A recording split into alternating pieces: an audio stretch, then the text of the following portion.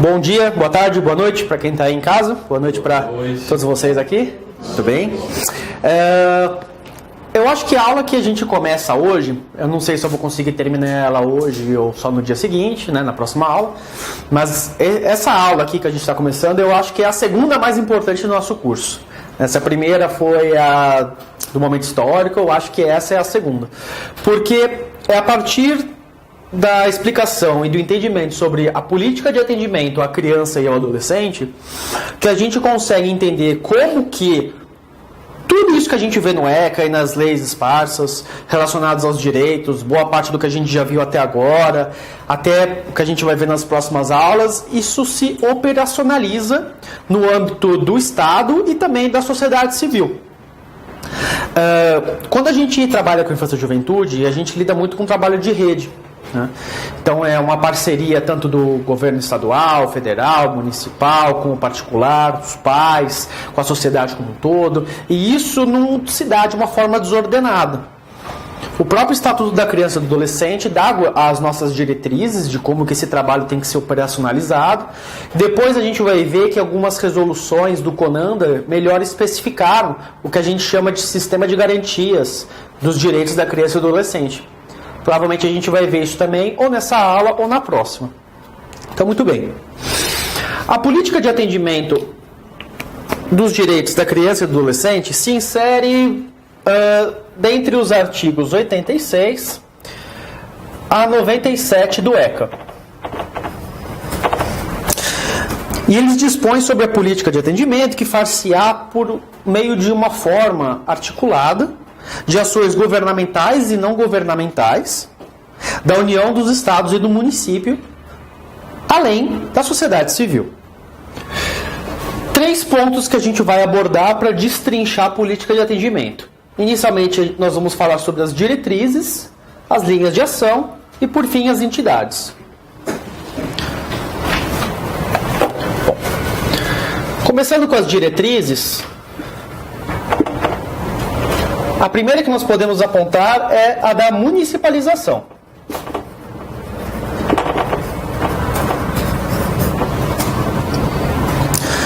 O município, ele passa a ser o ente responsável, ou pelo menos o principal ente responsável pelo fornecimento dos serviços que vão ser oferecidos para as crianças e adolescentes.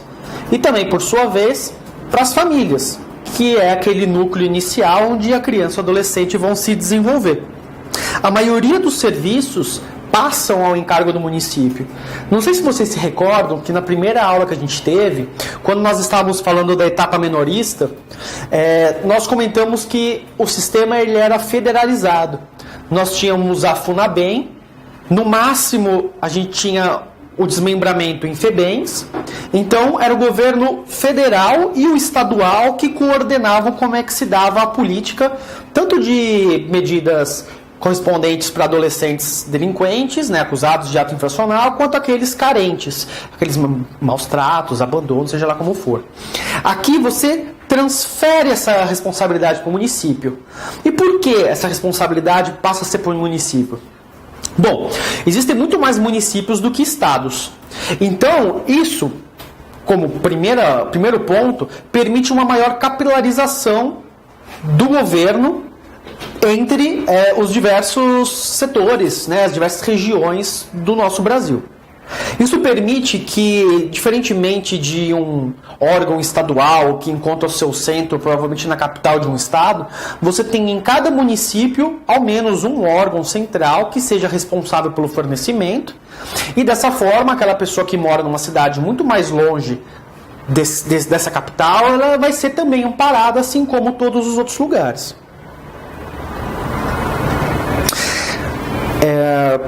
Além disso, o município ele pode estar muito mais próximo das pessoas no sentido de os próprios trabalhadores que compõem essa rede de atendimento, que trabalham no município, poderem se deslocar até a casa da pessoa.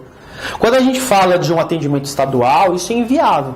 Então vamos imaginar aqui no estado de São Paulo que nós teríamos então um centro de serviços, de de prestar serviços, né, à infância e juventude na capital, né, na cidade de São Paulo, no estado de São Paulo. E de repente determinada família precisa de um serviço e mora em Franca. Como que ela consegue participar disso se não gastando um bom tempo e também uma parcela de dinheiro para se locomover 5, 6 horas para poder chegar na capital? E mesmo que você possa dizer que o trabalho ele é centralizado no estado, mas que ele tem seus braços em outras cidades, isso ainda é muito deficitário. A gente pode ver que vários serviços relacionados à saúde, eles são ainda focalizados no estadual e que dificilmente a gente consegue que municípios pequenos dê conta de determinadas demandas, como cirurgias complexas e outras questões. Isso certamente é um empecilho para aquela pessoa que busca saúde. Não é à toa que cada vez mais também busca-se a municipalização quando a gente fala sobre o Sistema Único de Saúde. Bom, mas isso significa que o Estado e a União estão desincumbidos da sua responsabilidade? Não, eles ainda têm uma responsabilidade. Essa responsabilidade ela acaba sendo subsidiária, cabendo que os municípios prestem o serviço imediatamente, mas naquilo em que eles não tiverem condições, justamente em cidades menores, que têm menos condições, eles possam ter o Estado como retaguarda. E também a União e os Estados podem servir como incentivadores econômicos. Então pode ter repasse de verbas para que os municípios possam funcionar de uma forma mais adequada. A União ainda nesse sistema de divisão de tarefas compete à elaboração das normas gerais, sendo que compete aos estados e aos municípios a elaboração das normas mais específicas. Nós vamos ver mais para frente, vai fazer mais sentido quando a gente for ver logo menos, que existem alguns órgãos, como por exemplo o CONANDA. O CONANDA é o Conselho Nacional dos Direitos da Criança e do Adolescente. Nós temos em âmbito estadual o CONDECA e no âmbito municipal o CMDCAs, que são os Conselhos Municipais de Direitos da Criança e do Adolescente, em que compete ao CONANDA elaborar as normas de forma geral, mas que compete principalmente ao CMDCA analisar a situação própria de cada município, para que normas que vão viger ali possam melhor ser adequadas ao município em que ele se encontra. Mas a gente vai ver isso melhor daqui para frente. Muito bem. Na articulação de ações que são realizadas, tendo o município como o órgão central, você tem tanto órgãos governamentais como não governamentais, e é isso que se concebe por gestão por sistemas. Então, assim como eu falei do Conselho de Direitos de Criança e Adolescente, a gente ainda tem o SUS, a gente tem o SUAS e por aí vai. O SUS, por sua vez, ele ainda se divide, no Conselho Nacional de Saúde, no Conselho Estadual de Saúde, Conselho Municipal de Saúde, e o SUAS, que seria o Serviço Único de Assistência Social, se divide em Conselho Nacional de Assistência Social, o CNAS, Conselho Estadual de Assistência Social, Conselho Municipal de Assistência Social e por aí vai. Essas três composições são aquelas que a gente mais tem contato no dia a dia da infância e juventude por serem mais próximas e serem os responsáveis pelas normativas infraconstitucionais mais relevantes quando a gente está vendo na matéria. Bom, a segunda diretriz que eu vou trazer aqui para vocês é a da intersetorialidade.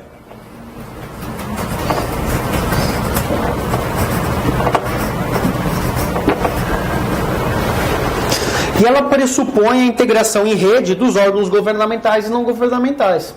Eu já trouxe isso para vocês em outros momentos, acho que não vale a pena gastar tanto tempo falando isso. E a terceira diretriz que a gente vai colocar aqui, é uma diretriz que ela tem uma grande relevância, é a da participação popular.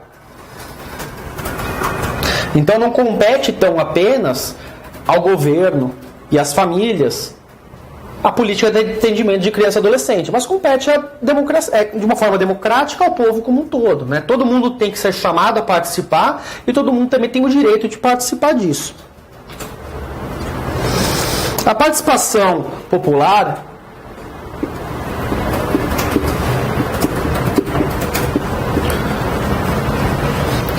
ela pode ser verificada de uma forma mais crucial a partir de dois órgãos primeiro é o Conselho Tutelar.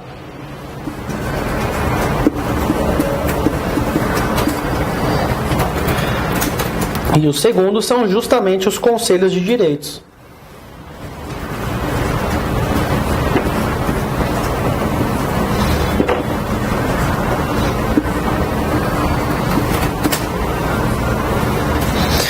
Conselho de Direitos, eu vou colocar aqui o CONANDA.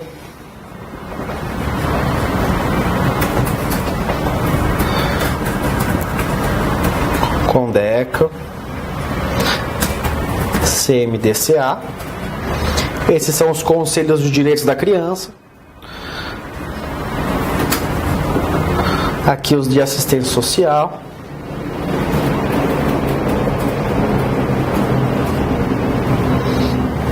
E por aí vai.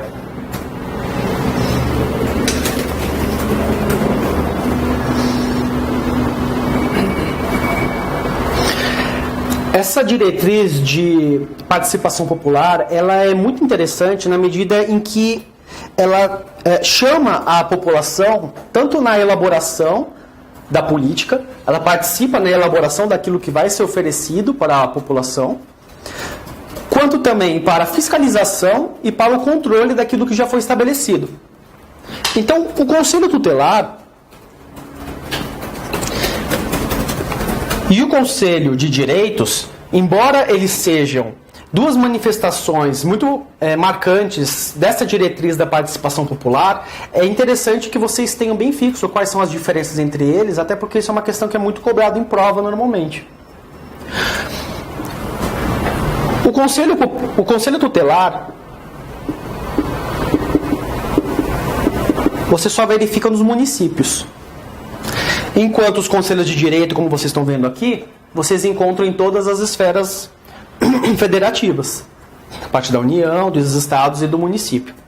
Conselho Tutelar sempre vai ter na esfera municipal. Você tem um Conselho Tutelar para o município? Não. Você pode ter pelo menos um Conselho Tutelar. Diz-se que você tem que ter mais ou menos... Isso em resoluções, não é no ECA. Mas você deve ter cerca de um Conselho Tutelar a cada 100 mil pessoas. Isso não costuma ser rigorosamente respeitado, mas há uma proporção, né? A cidade de São Paulo tem muito mais conselhos tutelares do que Santo André, por exemplo. Santo André, que tem uma população com 715 mil habitantes, nós temos 3 conselhos tutelares. Cada conselho tutelar é formado por 5 pessoas.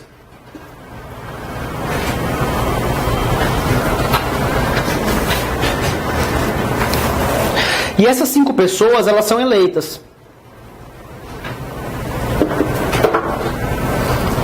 Alguém aqui já votou para conselheiro tutelar? Todos aqui podem. Não é obrigatório, mas é facultativo para quem quiser.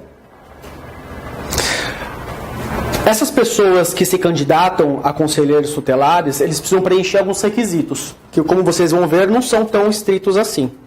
Eles precisam ter mais de 21 anos,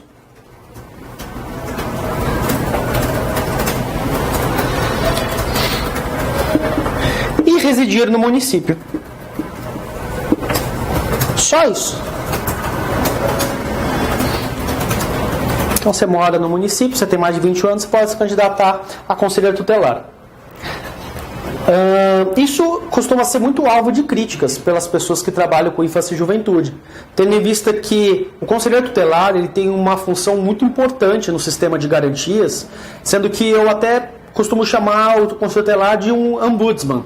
É aquela pessoa que consegue entrar em todos os estabelecimentos, consegue representar qualquer tipo de pessoa, consegue impor sua autoridade. E essa pessoa ela não precisa nem ter qualquer tipo de qualificação especial, nenhum tipo de faculdade, nenhum tipo de trabalho prévio, nenhum tipo de estágio, nenhum tipo de nada. A única coisa que ela precisa é ter mais de 21 anos e residir no município. Para não dizer que não tem nada, costuma-se também ter uma prova de admissão. Uma prova relativamente tranquila, em que todos aqueles que tiverem uma nota acima de determinada porcentagem podem ser candidatos. Pois não. Na sua experiência na área de infância, você identifica uma participação até de atividades de organizações criminosas em alguns conselhos tutelares também? Poxa, que pergunta. Não, eu não percebo isso. Eu sei que tem conselheiros tutelares que têm um envolvimento com traficantes a gente não pode ser poliana, né? Quando a gente está falando de comunidades, de favelas em geral, a gente sabe que em muitas situações a lei que predomina é a lei do tráfico, é a lei do morro, né? A lei ali do povo que mora ali. Você dificilmente consegue subir e entrar ali na comunidade se você não tiver uma autorização local, se você não tiver conversado com o representante, e por aí vai. Para você ir em determinados locais tem que abaixar o vidro, tem que mostrar quem está lá dentro. Então, existe isso, e lidar com isso é saber lidar com os problemas que a gente tem na cidade. Então, ter algum conselheiro tutelar que tem conhecimento, que é uma liderança, que é reconhecido por pessoas do tráfico, não faz com que ela seja uma pessoa ligada a tráfico. Significa tão apenas que ela é uma pessoa que é reconhecida pela sociedade, que por conta disso ela goza de um certo status e ela consegue conversar com todos os lados. Então, se você for levar isso em consideração, é realmente positivo que você tenha pessoas assim no conselho tutelar. Porque em muitas comunidades, e o conselho tutelar costuma atuar em comunidades pobres, muito difícil você ver um conselheiro tutelar indo atrás de famílias abastadas, ainda que a gente saiba que existem sim famílias abastadas que maltratam seus filhos, né, violência física, corretiva e por aí vai, sem falar de abuso sexual. Mas a gente sabe que é uma coisa muito própria da seletividade do nosso sistema, tanto policial, quanto dos conselhos tutelares, quanto de qualquer tipo de serviço público que nós temos. É essa parcela da sociedade que acaba sendo a mais vitimizada, eventualmente, nos casos de ter filho retirado e por aí vai. Então, ter alguém ali dentro que consegue entrar e, eventualmente, ir numa comunidade, tirar a criança de alguém sem que saia a troca de tiros, né, entre traficantes e policiais, é algo até positivo para a gente ter ali dentro. Então, eu não conheço nenhuma situação de alguém que seja envolvido diretamente com o crime organizado, mas alguém que permeia ali, sim. E como eu falei, até vejo como algo positivo, né? Inclusive, quando a gente fala sobre trabalhos em comunidades, é muito importante a gente ter contato com o padre local, com o pastor local, com, né, aquele que se denomina como se fosse o gerente do bairro. Porque se a gente não tem contato com essas pessoas, né, imagina você mesmo como defensor entrando ali e tentando fazer o seu trabalho de educação em direitos, que é um trabalho tão importante que a defensoria tem que ter. Como que você vai bem conseguir exercer seu trabalho se as pessoas não têm o menor interesse em ouvir quem é você que está falando? Ou pior ainda, o pessoal tem medo de que você possa vir com um discurso que pode ser contrário a daquelas pessoas que moram lá. Né? O conselheiro tutelar, quando sobe o morro para tirar a criança de alguém, ele está sendo a força do Estado, e muitas vezes ele vai entrar com a polícia lá dentro, porque o juiz determina o concurso policial. Se é alguém que já tem mais abertura ali dentro, dispensa, por exemplo, essa força policial e consegue fazer até algo menos violento, né? Algo que pode ser positivo para todo mundo. Mais ou menos isso? Respondi? Tá bom. Mas algo muito ruim que a gente percebe é que não precisa de muita formação específica. E outra coisa, é eleição. E por que eu acho que isso é ruim? Eu vejo o lado positivo da participação popular, né? Então é o povo que está escolhendo seus representantes. Só que no nosso atual estágio democrático, nós não conseguimos colocar a representatividade da sociedade nesses cargos eletivos.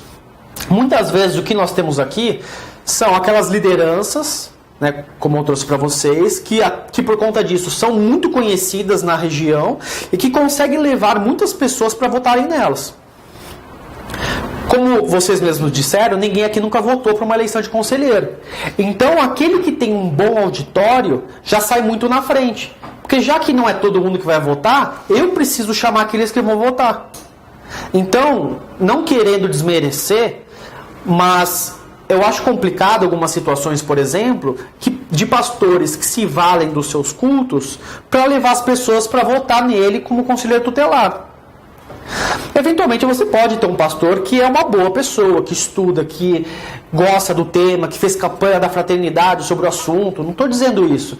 Mas lembra na nossa primeira aula que eu disse para vocês que muito mais atrocidade se der em nome do amor do que em nome do ódio?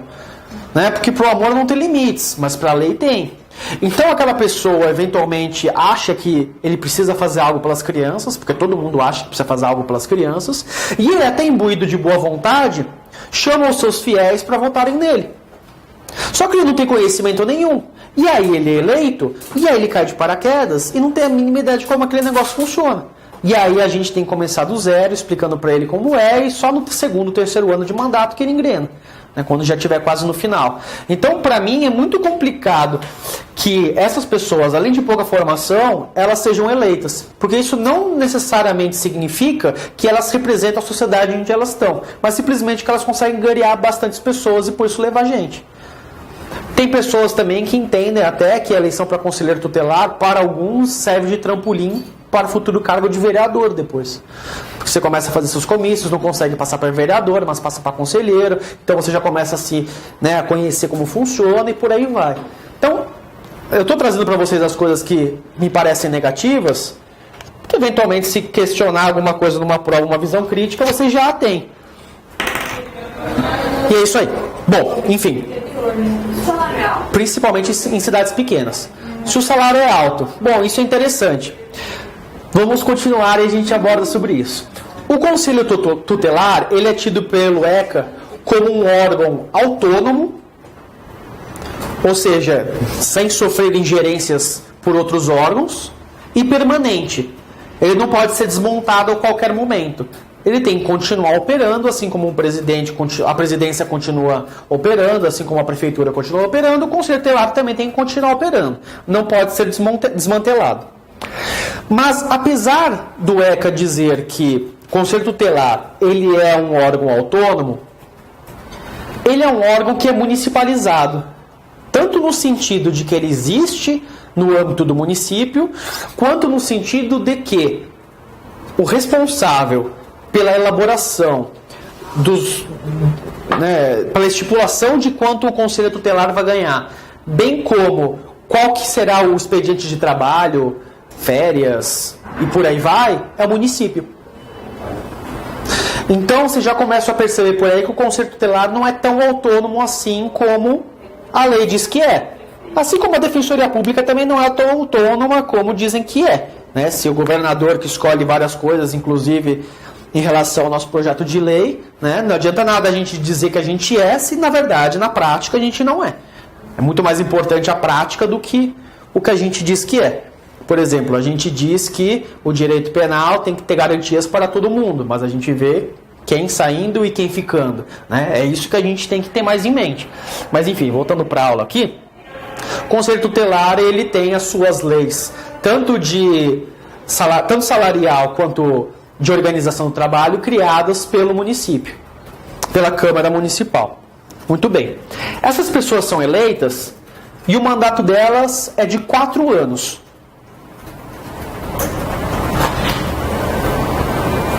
Permitida uma recondução mediante um novo processo de escolha, uma reeleição,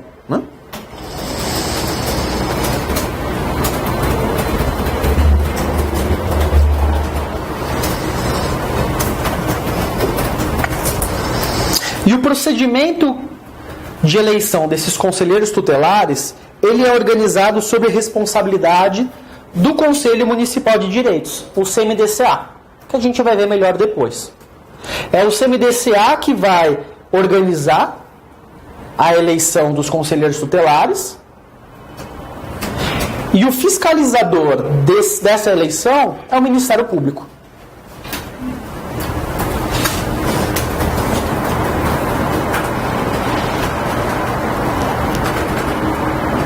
A função de conselheiro tutelar ela é considerada serviço público relevante e estabelece presunção de idoneidade moral.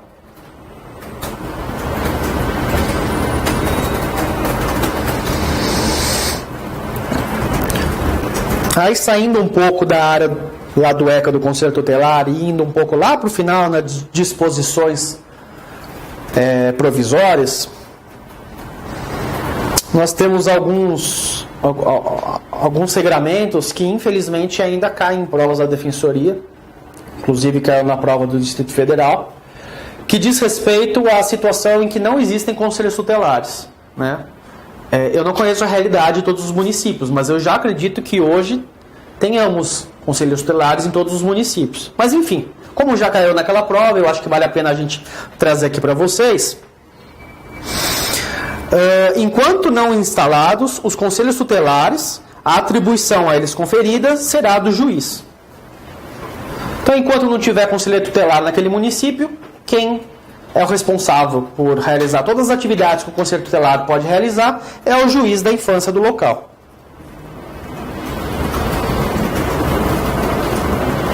Funções principais dos conselheiros tutelares. Dá uma lida ali no ECA, na parte que fala dos conselhos. Eu vou dizer aquilo que parece que é mais importante. Atender crianças e adolescentes em situação de violação de direitos, ou criança que cometer ato infracional, aplicando-lhes qualquer uma das medidas protetivas, salvo de inclusão em programa de acolhimento familiar ou colocação em família substituta. Muito bem. Vamos tirar isso daqui.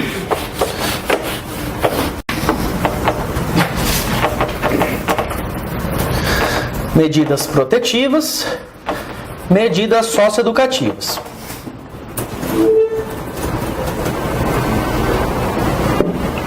Não, medidas socioeducativas não. O Conselho Tutelar não pode aplicar medidas socioeducativas, só medidas protetivas. Poxa, mas eu falei que pode lidar com crianças em relação a atos infracionais? Perfeitamente, eu disse crianças. Crianças são aquelas pessoas até 12 anos incompletos, ou seja, que não passam por um processo de responsabilização infracional. Também lembre que na primeira aula, quando eu trouxe para vocês os processos de responsabilização, eu trouxe que você tem um processo de responsabilização de adultos, um processo de responsabilização juvenil, e que as crianças são duplamente inimputáveis. São inimputáveis tanto no processo penal, quanto no processo penal juvenil. Bom, muito bem. Então, se as crianças elas não vão ser responsabilizadas, o que acontece com uma criança que eventualmente cometa um ato definido como crime, como ato infracional? O Conselho Tutelar pode aplicar medidas a eles. Então, o Conselho Tutelar apenas pode aplicar medidas protetivas. Que medidas protetivas que o Conselho Tutelar pode aplicar? Qualquer uma? Não. Pode aplicar qualquer uma, menos inclusão em programa de acolhimento familiar ou colocação em família substituta. Muito bem.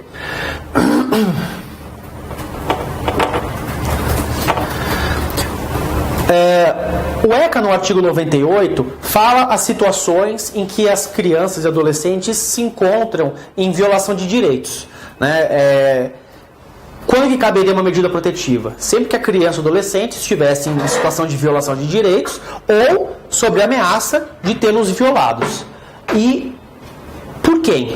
Quem seria aquele que poderia violar os direitos ou ameaçá-los? Tanto o Estado, quanto sua família, quanto ele próprio. Nessa que o ECA fala que ele próprio poderia se colocar numa situação de violação de direitos, me parece que ainda há um resquício menorista nessa situação.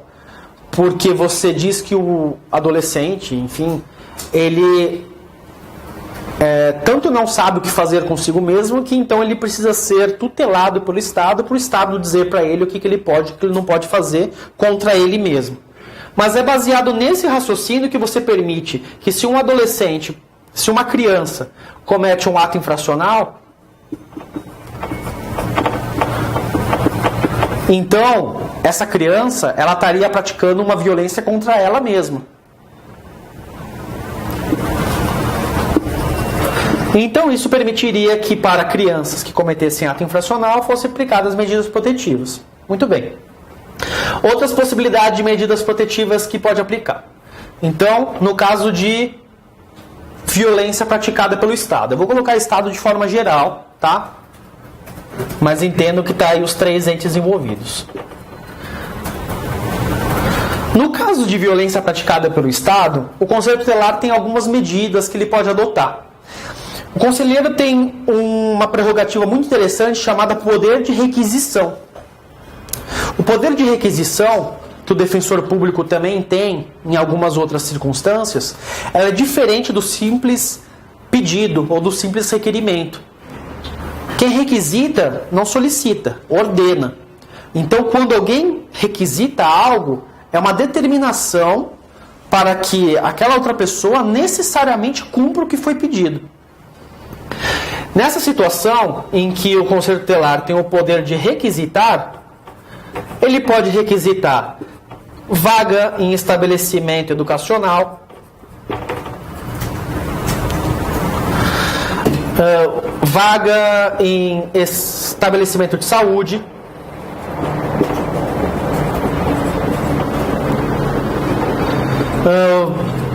vaga para tratamento de alcoolismo e outras drogas, e por aí vai. Então, imagina que o conselheiro tutelar, na sua atividade, descubra que determinada criança está sem estudar, está fora da escola. Pergunta para a mãe a razão disso e a mãe responde que já tentou várias vezes, mas não consegue porque não tem vaga. O conselheiro tutelar pode ir diretamente na Secretaria de Educação Municipal e exigir, requisitar que essa vaga seja oferecida. Se isso... não é ele que faz. Essa requisição ele faz através do órgão. O conselheiro tutelar. Então, mas ele vai na Secretaria de Educação e a Secretaria de Educação que emite essa requisição. Não, o conselheiro tutelar, ele vai na Secretaria de Educação e fala, estou requisitando uma vaga. Só que aí a Secretaria que tem que dizer qual unidade que você vai, coisa e tal. Né? É a diferença entre você requisitar e você fazer. Né? Você fazer, você simplesmente abre a porta e coloca a criança dentro da unidade. Agora, o requisitar é você obrigar que o município forneça aquela vaga na escola. Agora, a diferença, professor, eu tenho uma ordem judicial para que isso aconteça e tem uma requisição do conselheiro. Qual pesa? As duas valem de igual forma. O Conselho Tutelar é um órgão autônomo. E por que a defensoria se sobrecarrega por isso? Já chegamos lá, a gente já chega lá. Essas requisições é por meio de ofício? Pode ser. Bom, vamos lá. Vamos pegar essas perguntas que ficaram aqui. Ela está perguntando... Qual é o seu nome? Alessandra. A Alessandra está perguntando por que então a defensoria entra com tantas ações se o Conselho Tutelar pode requisitar. E você? Como que é feito? Se é por um ofício? Qual é o seu nome? Tatiana. E a Tatiana está perguntando se isso é feito por ofício ou como é feito. Que também é um pouco parecida com a sua pergunta. Bom, tanto faz a forma como isso é feito. Tá? A lei não estabelece se tem que ser por meio de ofício, por meio de notificação extrajudicial ou simplesmente verbal. Como a lei não diz, então de duas uma, ou o município vai criar a lei estipulando como isso deve se dar, ou o conselheiro tem livre possibilidade de fazer isso. Então, imagino que com ofício isso seja suficiente. Muito bem. Então, se o conselheiro tutelar faz isso, por que o defensor público faz tanta ação de vaga em creche? Essa é uma pergunta muito boa, porque lá em Santo André, onde eu trabalho, que eu sou o único defensor da área de defesa e juventude no município de 715 mil habitantes, Fracional é possível? nos dois, eu sou o único. E se lá nós temos 3 conselheiros tutelares, cada um com 5 pessoas, eles são 15 conselheiros. 15, até capilarmente, consegue chegar em muito mais lugar do que eu. Por que eles não fazem isso e eu faço? Porque eles não cumprem o que o conselho tutelar faz, o que o conselheiro tutelar manda. Então o conselheiro tutelar vai lá e requisita a vaga. Só que municípios que estão saturados e que não estão fazendo muita questão de avançar, simplesmente negam.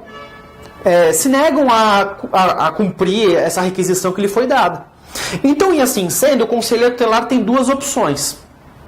A primeira é bater o pé e fazer valer a sua requisição. Para isso, ele tem que representar para o Ministério Público. O Ministério Público, eventualmente, poderia entrar com uma ação de improbidade administrativa e algo do tipo. Mas, ainda assim, para isso, ele deveria recorrer à esfera judicial. Né? Ou levar direto para a defensoria. Porque fala, defensoria, não estão me dando o que eu estou requisitando. Então, entra com a ação. Porque você perguntou qual que valia mais, se era a do juiz ou se era do conselheiro. E eu te respondi que os dois têm o mesmo poder. Só que, de novo, o que a lei diz e o que é a prática? A prática nos mostra que o conselheiro tutelar não tem nenhuma forma de execução para cumprir a sua medida. E, na verdade, essa é uma característica do judiciário, né? Além de dar a última palavra, ele tem possibilidade de, por meios próprios, dar cumprimento às suas decisões, né, da força executiva. Então, por isso que muitas vezes as demandas só são solucionadas ou por meio de ação da defensoria, ou nos lugares onde não tem, né, pela advocacia dativa ou pelo Ministério Público. Pois não. Por que eu não entendo isso? Porque, por exemplo, se há uma busca e apreensão de uma criança ou de um adolescente, ele pode requisitar a força policial para acompanhar se houver uma situação de violência que essa criança, que possa subir dessa criança à disposição. Mas o órgão público, que já faz parte do Estado, tem que ter uma decisão do juiz, sendo que...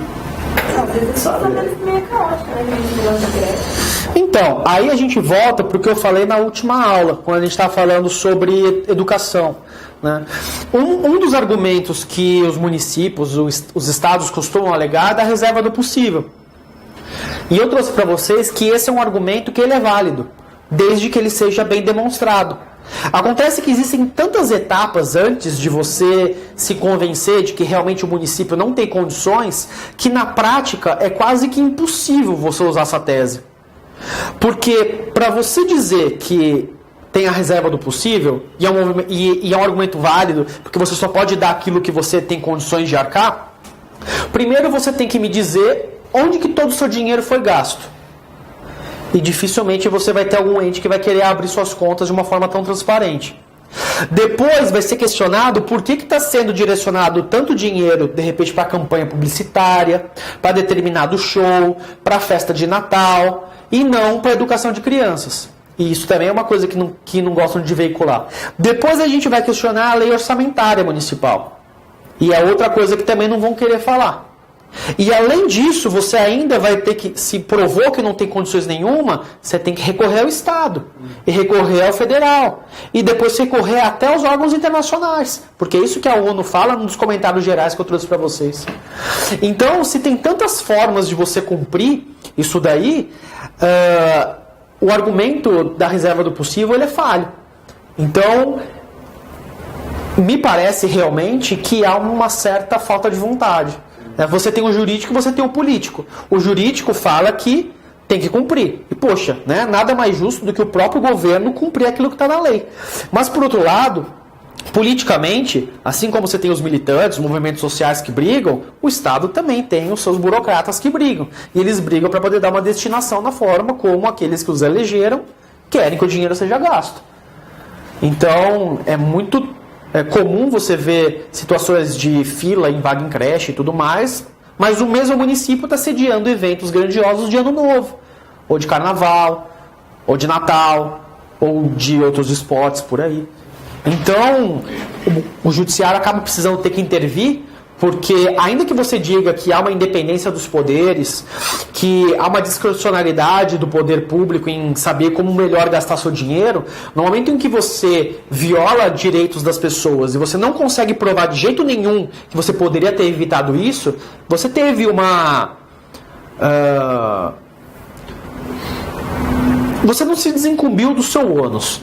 Então, por conta disso, o judiciário, fazendo valer as garantias fundamentais, tem que intervir e tem que fazer acontecer. E até assim, na prática assim, da advocacia mesmo, toda comunidade, né? O pessoal tem muito medo do conselho tutelar porque tem muito essa visão de venda de nunca para garantir. Então, pois é. Isso se deve a duas coisas. Eu costumo dizer que o conselho tutelar, muitas vezes, ele é visto e também ele age como a polícia da criança. Né? Porque ele vai lá, ele investiga, ele ameaça, né, de certa forma, ainda que dentro da lei, mas ele joga contra, né, no poder, ele vai lá e tira, ele é como se fosse o agressor aí na situação. Mas isso não é uma figura que deveria ser a essência do conselheiro tutelar. O conselheiro tutelar, na verdade, ele deveria estar lá para ser o representante do povo, aquele que vai ajudar, aquele que vai ver como funcionar. A gente vai ver, de acordo com o desenvolvimento da política de atendimento, que o acolhimento institucional, né, quando a criança vai para o acolhimento, os antigos abrigos, tem que ser a última medida possível a ser adotada. E cabe ao conselheiro, como esse ombudsman que consegue andar por todos os lugares, ir lá e representar para determinados órgãos e acionar eles sempre que forem necessários. Então, se a família não tem condições, se a família não tem passe, né, não tem dinheiro para se locomover, não tem conhecimento dos seus direitos, bom, o conselheiro tem. Então, o conselheiro deve acionar todas as secretarias que são necessárias, as diversas ONGs que atuam ali, para que essa família saia da situação de violação de direitos. Não conseguiu de jeito nenhum? Não. Por quê? Por conta da terceira questão. Porque a família está colocando a criança em situação de violação de direitos. A família não está aderindo, a família não está indo. A gente está dando todas as possibilidades, mas a família não está nem aí para a criança. Aí o Conselho Tutelar tem que agir nessa forma mais violenta, nessa forma mais restritiva. Só que quando a gente fala isso, a gente sempre tem que falar de uma forma subsidiária. Não é a primeira coisa que você tem que fazer. Agora, quando você coloca pessoas com mais de 21 anos, ou seja, você pode ter 21 anos, você pode nunca ter tido um filho, não que você precise ter filho, mas assim, 21 anos, né? Um conhecimento de mundo muito precário e nunca ter tido um trabalho sequer com a infância e juventude, e você já pode ser colocado para trabalhar com isso. E se você não tem o conhecimento disso que a gente está dando aqui para vocês, da política de atendimento, especificamente da política de atendimento do município que você trabalha, sabendo quais são as ONGs que interagem, que trabalham, que prestam um serviço de rede junto, você não vai conseguir atender, pelo menos de forma menos gravosa, os anseios dessa família. E aí você vai deixar de ser aquele agente que garante direitos para ser simplesmente aquele que é visto como o policial das crianças. Entendeu? E também não há divulgação, né, sobre a eleição dos conselheiros. Muito pouco. Então, as poucas pessoas que participam são pessoas que realmente têm um interesse por aquilo. Então, acho que há muito movimento político por trás. E aí, os cargos são ocupados por aqueles que amam a política e que acabam não atuando por vocação. Depois que acabar a aula, dá uma olhadinha no vídeo quando for para a internet, porque a gente falou isso antes de você chegar. Que, infelizmente, muitas pessoas, exatamente pelas eleições de conselheiros tutelares não serem obrigatórias, elas acabam se valendo do seu conhecimento na sociedade, né? Então é um pastor de igreja, é alguém que saiu a vereador e não ganhou a eleição. Então tem muito disso. Mas só para não ficar no repeteco, mas é exatamente aí, você pegou bem o gancho. Muito bem. Então, os três principais pontos em que as medidas protetivas elas acabam sendo aplicadas são quando o Estado, de forma geral, viola os direitos das crianças, quando a família viola os direitos delas, ou quando ele mesmo se coloca numa situação de violação de direitos. Eu ia saber uma coisa. O conselheiro, ele tem alguma preparação sobre essas informações? Ele já vai direto? Depende, tá? Quando a gente for estudar aqui, logo daqui a pouco, o Conselho Municipal de Direitos, você vai ver que uma das finalidades do Conselho Municipal de Direitos da Criança e do Adolescente é de preparar cursos de formação para os conselheiros tutelares. Deixa mais calma. Mas não tem nenhum lugar que seja categórico dizendo como que tem que ser esses cursos, qual é a duração, com que periodicidade eles têm que ser renovados, qual é o conteúdo, se é mais voltado para algo crítico ou se é algo mais tradicional. E quando eu digo tradicional, eu digo de uma forma pejorativa, uma forma minorista. Porque é verdade, você pega profissionais mais antigos, que têm aí mais de 25 anos de trabalho, às vezes você pode ter gente que estudou pelo Código de Menores, e aí nunca mais resolveu abrir o código. E aí a pessoa se sente autorizada, porque ela é antiga, a dizer como as coisas funcionam. Ou aquele velho discurso de, mas sempre foi assim. Né? Esse discurso é o clássico de que nunca as coisas vão mudar. Mas às vezes acontece. Então, por exemplo, lá em Santo André, nós temos, sempre que tem a nova eleição de conselheiro tutelar, alguns cursos preparados para os conselheiros tutelares. Inclusive, a defensoria costuma ser chamada para dar uma ou duas palestras ali, para se apresentar e também dizer um pouco sobre como as coisas funcionam. Beleza. Decisões para os conselheiros tutelares são sempre feitas um ano depois da eleição feita para presidente da República. Sempre.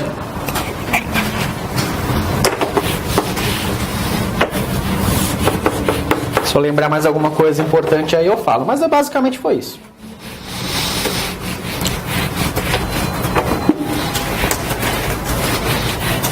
Professor, são eles que fiscalizam abrigos ou é o judiciário? Os dois. Os dois. Bastantes órgãos, pessoas podem fiscalizar. Isso é bom. E reuniões de CMDCA, Condeca, que são muito fechadas na sociedade, né? Do modo geral, não tem muita divulgação para participar e poder... Pois é, eu, defensor público, tenho dificuldade às vezes para saber quando elas acontecem. Mas elas são públicas.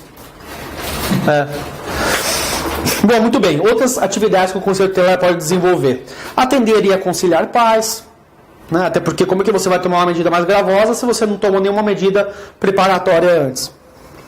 Ou eventualmente até aparece alguém ali e pede algum auxílio. Promover a execução de suas decisões. Né? Disse que o Conselho Tutelar tem autoexecutoriedade em suas medidas. Só que a gente percebe que a autoexecutoriedade ela é muito limitada, na medida em que o Conselho Tutelar ele não tem para si o monopólio do poder institucionalizado. Isso é algo típico do Poder Judiciário. Então, no máximo que o conselheiro poderia fazer é representar o Ministério Público para que o Ministério Público tome as suas providências diante dessa ilegalidade que estaria acontecendo. Requisitar serviços públicos na área da saúde, educação, serviço social. Perfeito. Representar junto ao juiz os casos de descumprimento justificado de suas deliberações. Encaminhar ao MP notícia de fato que constitui infração administrativa ou penal contra os direitos da criança. Muito bem. Professor, desculpa, você falou representar junto ao juiz. Eles podem representar o juiz eles próprios? Sem depender de uma defensoria? Então, eu sempre costumo dizer que o ECA não é aquele exemplo de lei garantista. Né? Até como sendo uma das primeiras, se não a primeira legislação que a gente teve que rompeu a etapa minorista e introduziu a etapa garantista no mundo. Bom, talvez não o ECA, porque a Convenção de Direitos da Criança veio antes, a Constituição realmente foi inovadora. Mas enfim, o ECA foi uma das primeiras legislações que veio. Ainda trouxe algumas falhas, ainda trouxe alguns ranços menoristas que não foi totalmente superado. Então tem vários momentos que a gente percebe do ECA que permite-se que alguns procedimentos sejam realizados quase que por ofício. Só que esses procedimentos lidos a partir da Constituição tem que ser visto de uma forma diferente. Principalmente quando a gente vai falando sobre acolhimento institucional, que tem uma violação de direitos, você tira a criança, tem o rompimento da convivência familiar e dos atos infracionais. Então, embora o ECA diga que o Conselho pode ir direto, não me parece que esse seja o mais acertado, porque o Conselho Tutelar, por si só, ele não tem representação processual. Então, ou ele deve fazer isso por meio de um advogado, não é defensoria, porque não se insere, né, na situação, ou pelo Ministério Público. E me parece que o Ministério Público, sendo fiscal da lei, ele seria o mais adequado realmente por realizar esse tipo de atividade. Tá? Eu quero que vocês guardem uma coisa que a gente vai desenvolver mais tarde. Né? Então eu falei que as únicas medidas que o Conselho Tutelar não pode aplicar são acolhimento familiar e colocação em família substituta. Existe mais uma que é extremamente tumultuada, que é o acolhimento institucional. Então, basicamente, quais são as medidas que podem ser aplicadas pelo Conselho Tutelar? A requisição de serviços, colocar de forma genérica a requisição, e o acolhimento institucional. Muito bem, é isso que diz na parte do Conselho Tutelar. Quando você estiver lendo o artigo 102 do ECA, que está esmiuçando ali melhor a forma como deve se realizar o acolhimento institucional e a aplicação das medidas protetivas, você vai ver que em diversos locais vai estar escrito que o acolhimento institucional ele é uma prerrogativa do juiz. E que ele só pode ser aplicado pelo juiz após a representação pelo Ministério Público. Mas que em casos excepcionais, que a gente vai ver isso mais tarde, O acolhimento ele pode ser realizado emergencialmente pelo Conselho Tutelar e aí ser comunicado rapidamente pelo Ministério Público e pelo Judiciário para que vejam se tem que consolidar ou não a atitude que foi tomada. Então, na parte do Conselho Tutelar, diz que você pode aplicar qualquer medida, menos acolhimento familiar, porque acolhimento familiar você vai colocar uma família cadastrada, né? O Conselho Tutelar nem tem acesso a quem são as famílias cadastradas, e colocação em família substituta, pior ainda, porque isso é algo extremamente judicial. Agora, acolhimento institucional pode, só que só em determinadas hipóteses. Então, muito cuidado quando vocês estiverem falando sobre acolhimento institucional feito por Conselho Tutelar.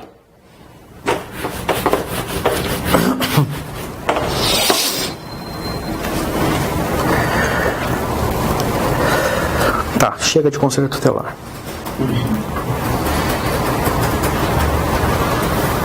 Os conselhos de direitos.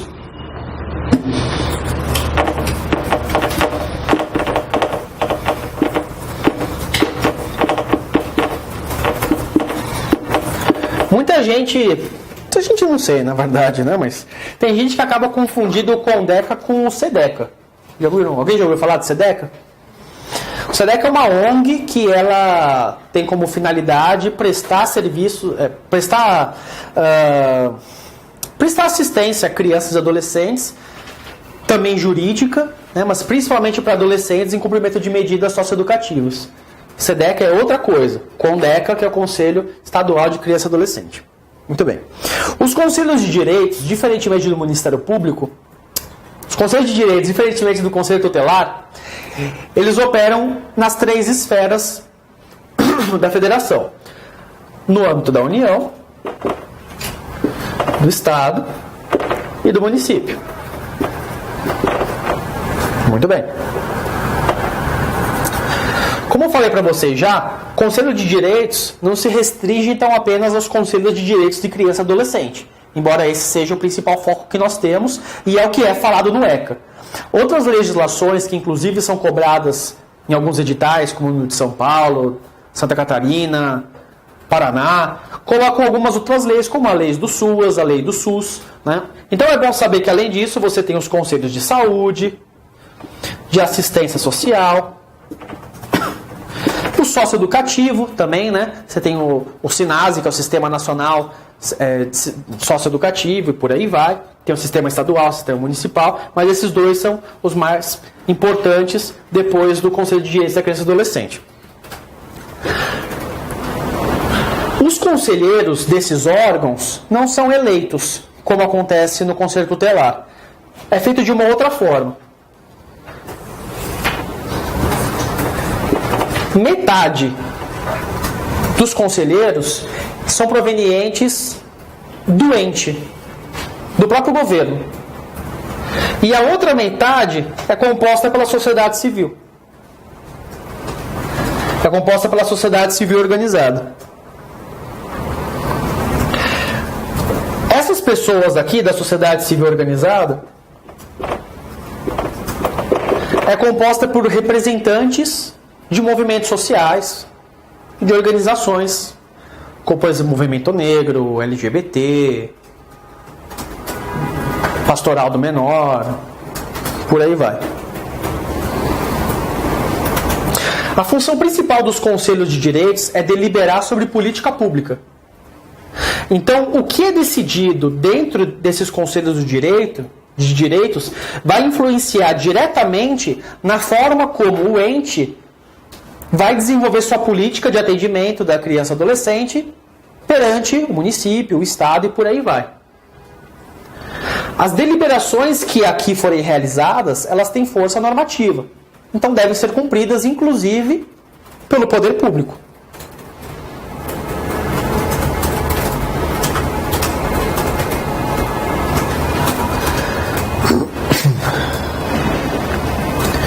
A função dos seus membros é considerada de interesse público relevante e não será remunerada.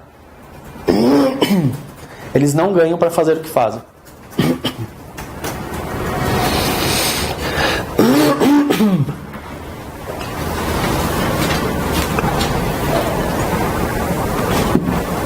Cada conselho de direitos, além disso, Conanda, Condeca, CMDCA, eles têm, por expressa previsão no ECA, a gestão de determinados fundos. Então, cada conselho tem um fundo para gerir. Um fundo próprio de verba destinada para a realização de políticas públicas para criança e adolescente. Então, o fundo do CMDCA se chama FUNCAD, Fundo Municipal da Criança e do Adolescente, Fundo Nacional da Criança e do Adolescente, Fundo Estadual da Criança e do Adolescente, por aí vai. Essa verba que os conselhos gerem não deve ser totalmente utilizada para a realização de determinados serviços ou programas. Os conselhos estão aí para dar um suporte, para trazer a participação popular para dentro da gestão pública. Não para ser o único responsável por prover tudo isso. Então, esse dinheiro que é arrecadado, ele deve sim ser utilizado para tais programas, projetos, serviços, mas não como únicos financiadores. Sempre tem que entrar junto com o poder público. Ao Conanda, compete realizar a atividade normativa geral, como todos os órgãos mais abrangentes, sendo que naquilo que for específico, o CMDCA é aquele por excelência que tem mais condições para disciplinar relacionado àquele município, aquilo que é mais próprio para as pessoas que moram lá.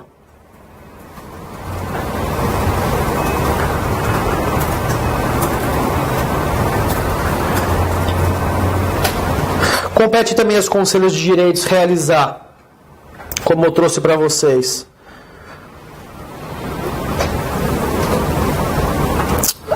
a elaboração de palestras, né, de formas de... fugiu a palavra agora. A elaboração de palestras, capacitação, exatamente, para os conselheiros tutelares que tomarem posse, bem como a capacitação contínua de toda a rede que trabalha na defesa dos direitos da criança e do adolescente.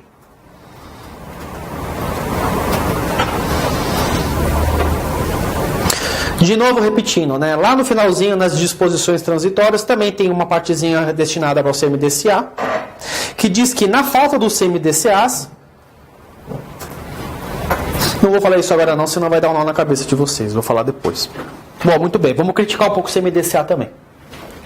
Bom, se o Conselho Tutelar tinha boa parte da crítica porque eles eram eleitos e por conta disso não necessariamente eles eram os melhores, os mais capacitados, mas aqueles que tinham mais pessoas, né, no seu redor e também não tinham capacitação, aqui não foge tanto também disso. Tudo bem que você ser a liderança de um movimento social, de uma organização da sociedade civil, a gente parte do pressuposto que você já é uma pessoa mais capacitada, pelo menos para debater o tema no qual você se insere. Isso não dá a certeza de que você vai ser uma pessoa brilhante na área da infância. Como eu falei, você pode ser do movimento negro, LGBT, você vai puxar a sardinha para o seu lado quando você for debater, e isso é muito importante, mas não necessariamente você vai ter o conhecimento necessário. Mas já é muito melhor do que na parte do conselho, porque quando você tem esse fórum qualificado, onde você tem um que é a referência em tal matéria, um que é a referência na outra, você consegue debater muito melhor e aprimorar os temas que você está tendo. Ok. 50% é formado pelo governo, 50% da sociedade civil. Basta que uma pessoa da sociedade civil tenha qualquer tipo de relação com o governo para você já ter 51%. Então não é porque o órgão é paritário que certamente você vai ter algo dividido, né? Que você vai ter algo que seja meio público e meio da sociedade civil. Como eu trouxe para vocês que alguns conselheiros tutelares eles são filiados a partidos e às vezes não ganharam uma eleição, aqui você também pode ter essa situação. Que eventualmente alguém almeja algum cargo público, que já entrou em algum partido, alguma situação do tipo, e que está se aproveitando dessa situação para poder também usar como trampolim. Então, o fato de você ter 51% desse conselho e você também ter o poder normativo de como que as políticas públicas vão se desenvolver, podem facilitar e muito que você não tenha um órgão que poderia ser muito combativo atrapalhando você. Né? Então é por isso que essa função tão importante de conselheiro, porque você está ali determinando como que o dinheiro vai ser gasto, como que vai ser a atuação da assistência social e por aí vai, tem que ser um órgão autônomo, tem que ser um órgão que realmente não tem uma vinculação político-partidária tão forte, né, a ponto de você acabar simplesmente por conta de interesses próprios indo para o outro lado. Em geral é isso. Muito bem. Pode falar. Defensor público, ele pode fazer parte do Conselho Tutelar e do Conselho de Direito ou não? Do Conselho Tutelar, não. Porque como ele vai ser eleito e ele vai assumir uma nova função, existe uma incompatibilidade. Se pegar a lei 80 de 94, você vai ver que tem algumas funções que são incompatíveis com a do defensor público. E aí é melhor perguntar para um professor de institucional. Mas como teria uma incompatibilidade de horários de trabalho, seria impossível você estar nos dois ao mesmo tempo.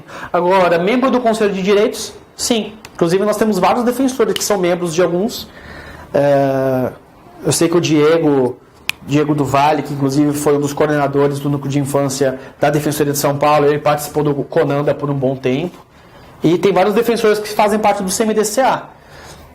A questão é que, de novo, se realmente o CMDCA está ali para causar uma situação de certo desconforto, né? De fiscalizar, de ver aquilo como está sendo feito mesmo, de não deixar o governo fazer tudo da forma como quer, às vezes um defensor público pode causar problemas.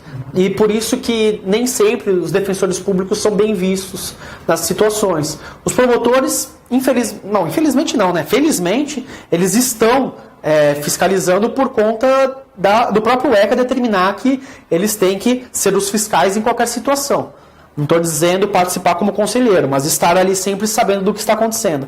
Agora, o defensor público, muitas vezes, acaba sendo deixado de lado e preferindo-se, se quiser chamar alguém do mundo jurídico, alguém da OAB, alguém que seja talvez mais próximo dos interesses do próprio governo, alguém que talvez numa próxima gestão passe a assumir os assuntos jurídicos daquela pauta e por conta disso não seja tão combativo. Mas o defensor público também pode sim fazer parte dos conselhos de direitos. Bom, gente, eu vou dar um tempo agora. Acho que está mais ou menos aí, né? Depois a gente continua.